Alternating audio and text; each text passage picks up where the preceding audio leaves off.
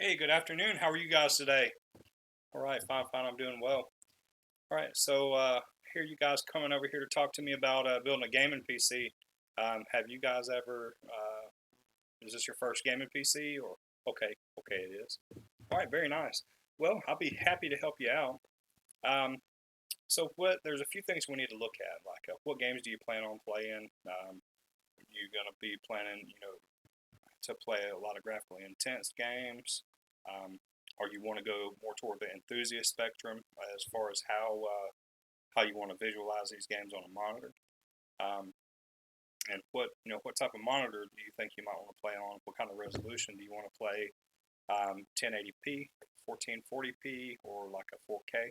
8K is coming out, so but it's not really a big thing yet. Just keeping that in mind. Okay, so you have a 1080p monitor, and you got an old computer, and you kind of okay, so you kind of play around with games a little bit, but you want to get a little bit more serious. All right. Oh, okay, so you're a big console gamer. Now you want to get in the PC world. Nice, very nice. So here's one thing I would think about. First off, the PC, they come in different shapes and sizes. You want to think about the room you have around. Think about the form of the case. So there are a few different case types. The ATX, mini ATX, micro ATX, which all these cases get smaller and smaller. Um, so the yeah yeah. So what we want to figure out is how much room do you have? Well, just on an example, the ATX case, which is the biggest one, it's roughly they kind of about 2 feet tall. Um, some of them you'll see around 18 inches or so. I think mine at home is 18 inches, um, and they're roughly about 8 inches wide, 8 to 10 inches in that area, depending on the manufacturer. Typically, they're all the same size, but they all come in mind. The importance of it is that so we can fit the correct motherboard in it because we can't put a ATX motherboard in a mini ATX or micro ATX case. So it's just not gonna. Sometimes they don't want to work out that well. So if you got plenty of space, I'm gonna recommend that you go with ATX because there's more room for adaptation factor going on here. If you ever want to upgrade, you got a lot of room, and it's just, in my opinion, I like it because it's a cooler environment. You got a lot more cooling capability. You put bigger parts in there, so it's all around a better upgradable option as far as a PC case goes. Right. So, in your gaming, do you want a computer designed to where you just plug it up and you're going and you don't care anything, or do you want to see any RGB? Okay, so you do want the lights. You want some pretty cool cases. Okay. Yeah, yeah. On the internet, they got a lot of cool things to look at, don't they? Yeah. So one thing we're going to be looking at is now that we know that you can fit an ATX case, we're going to be talking about motherboards. There's a few different types of motherboards going on, but since you're going to be in the gaming, and it sounds like you're a pretty avid console gamer, so um, it sounds like you might want a pretty decent gaming setup here. Um, Now, with your other PC that you have that you're upgrading from, do you have a keyboard? You said you had the monitor, you got everything you need, a good mouse. Okay, all right, good. So primarily, what we're going to be doing today is we're going to be focusing on just building the PC tower, and we're going to get you ready to go gaming. All right. So on our motherboards, what we have to do is first off, I mean, we know we're going to go ATX. So now we need to talk about what type of options a motherboard has. They're different manufacturers, and all of them can provide. They provide the same or different, function that all the other manufacturers, as far as Gigabyte, they're laid out a certain way. Their RGBs on there a certain way. It all transfers data from the CPU to the the DIMMs on the RAM all the way, to the PCI Express for the graphics cards, all over the motherboard. They all communicate in the same manner. but you're going to go for function. All right. So if you have a 1080p monitor and you want to leave a little room for upgrading in the future, you might want to look at maybe getting a medium grade motherboard. Which, if we're going to be looking, do you know if you want to go Intel or AMD? Okay, you like AMD stuff? Nice. I'm an AMD guy myself. So AMD boards, from the best bang for the buck, I really, really like the Gigabyte Aorus Elite motherboard. Um, and then that brings us up to another factor. Are you going to be going Wi-Fi? Are you going to hardline? Okay, so they're going to be going Wi-Fi. So they make a motherboard and it's with Wi-Fi, and then they make one without Wi-Fi, and both of them are X570 Aorus Elites. The difference is about 20 bucks on the motherboard. One without Wi-Fi is about 189. With Wi-Fi is 209. Um, your your option here is if you don't get one with Wi-Fi and you have to have it, then you can get a PCIe expansion, and you can put a wireless card in there.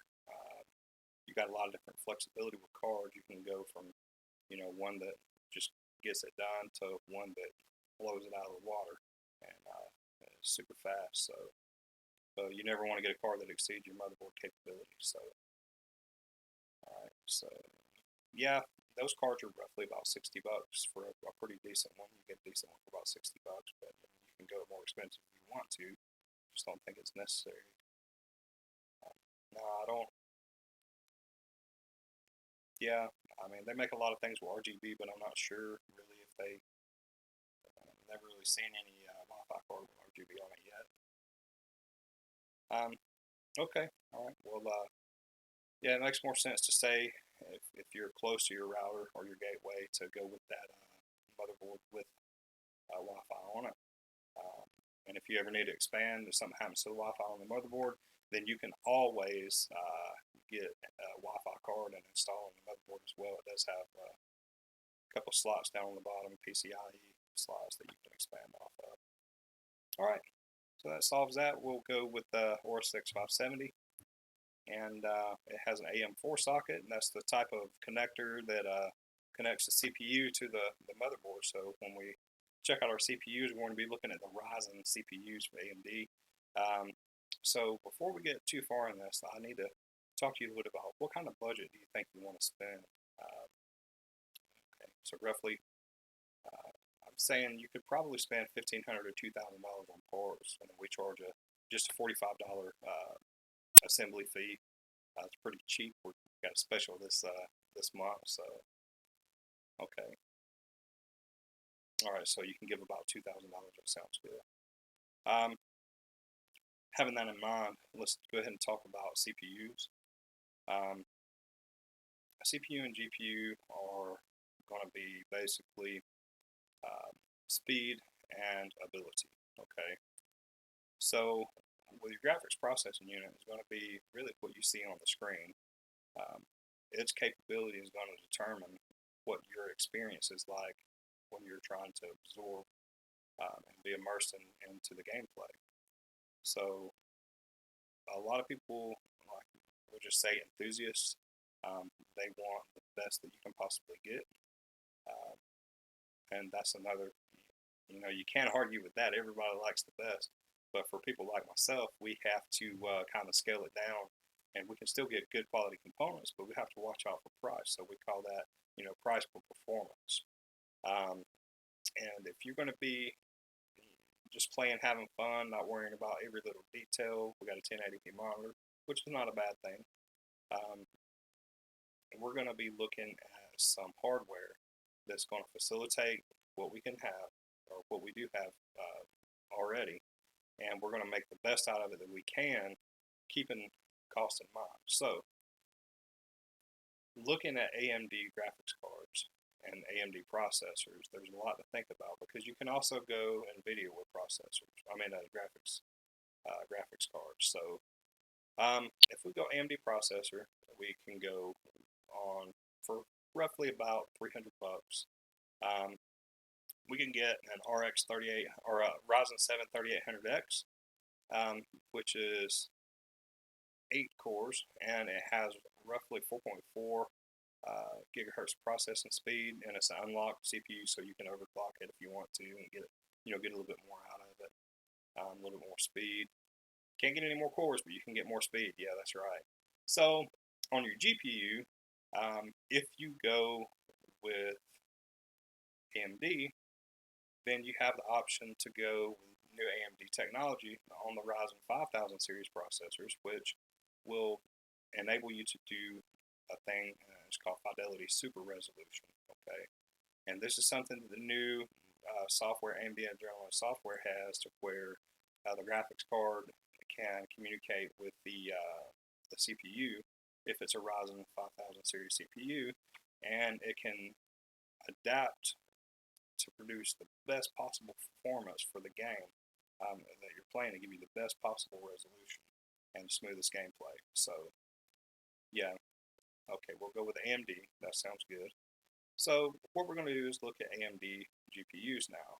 So, we've established that we're going to go and look at 5000 CPUs and connect it with a AMD GPU. Now, that Ryzen 7 5800X, the cost on it right now is roughly $400. So we'll keep that in mind when we go and build our case. So we're looking at an ATX case before we get too far ahead of ourselves. So we got this, we've selected here a DIY PC case, and it is a Vanguard RGB, and that's the one that we were looking at here over the wall earlier. This case has excellent cooling efficiency. It fits an ATX motherboard, and as well, it has like enormous room in it for any upgrades that you could possibly want to do, even liquid cooling. So if you want to get a reservoir and put in there, or you might want to fill that area up in the drive bay area, since there's no external drives that you can put in from the outside because it's glass, then you can put it's got SSD or SSD slots for that, for solid state drives, and it has 3 other slots, and then you can also put a liquid cooler there and a radiator up top. So having said that, let's go back to our GPU.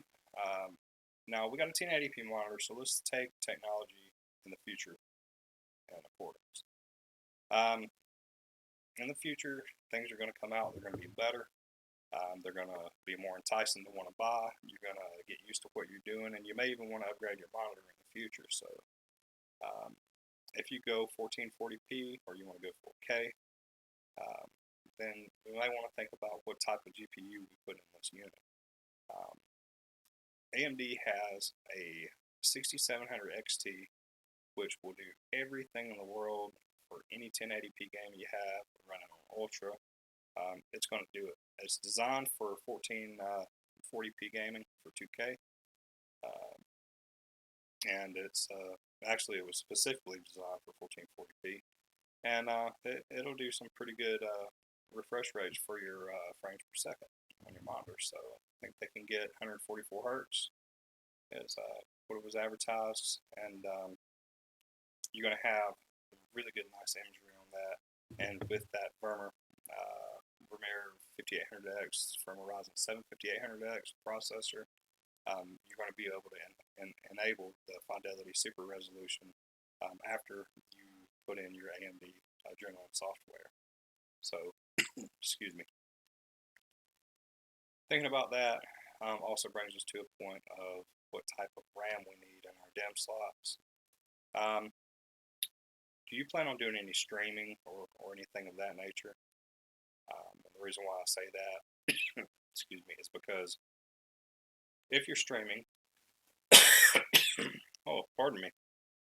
Oh, so when you're streaming, you're going to be using more PC or CPU cores because you're having another set of software around while you're gaming. So you've got the game running, you got your whatever streaming platform you're running, and then you're connecting these two together. So to get, to send out a unique experience.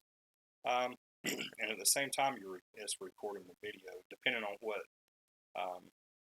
If you have a stream deck or whatever, or if you're just using, a broadcasting service, or if you're using your camera and then you want to go post it onto a website. So 8 cores will be sufficient for this. They do make larger processors with larger cores. Ryzen 9 processors have 12 cores. And then you go to the Threadripper, which has even more cores. So Ryzen 9 5900X is available for 12 cores, and I believe the 5950 has 16 cores. So, but yeah, if you're just going to be doing a little streaming, messing around with whatever, and you don't really want to spend a lot of money, I think, in my opinion, I believe that Ryzen 7 5800X will be the way to go. So we'll keep that in mind. Now, we need to look at the DIMM. We need to get back on the RAM. So this is very important. If you don't have enough available RAM, then your computer, when it's doing all these processes and you have all this software open, it can't properly have the ability to store volatile memory or data in order to complete these functions at a high rate of speed. So we need to make sure that typically we're going to run, at least 16 gigabits of RAM on most things. Nowadays it's way more than what you need. I haven't seen anything yet that, will use up 16 unless you're running a lot of programs at one time and some graphics processing software and video editing and stream and stuff like that.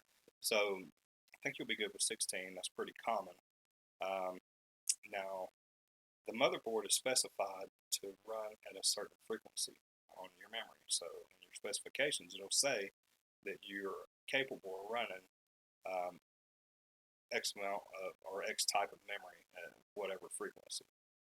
So what we're going to do is take a look, and it appears that this X570 motherboard we've chosen likes 3200 megahertz RAM. So what we're going to do is we're going to look at this 3200 megahertz RAM. Now we can get larger RAM. It's just going to be a waste of money, because usually faster RAM, faster speed costs more. So, all right. So we're looking, and we see that we really like this Trident Z memory right here, this RAM. So it's got a nice RGB effect on it. It looks really good. It's going to be nice in the case. It's got really good reviews. I use it myself at home. It's really nice.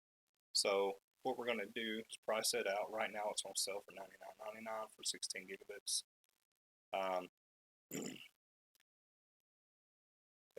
So now the next thing we need to look at, and we got our RAM in there. We need to look at storage. We need to look at a hard drive. So that way we can install all the software we're planning on playing. We'll have an operating system. The X570 motherboard has an M.2 slot on it. Alright, so M.2 is a form of solid state drive, and it's extremely fast. It's very nice because your access time when you turn on your computer, you fire it up. When your operating system loads up, it's extremely fast. Wait time is little to nothing. On the other hand, there is another form of SSD. It's a 2.5-inch SSD.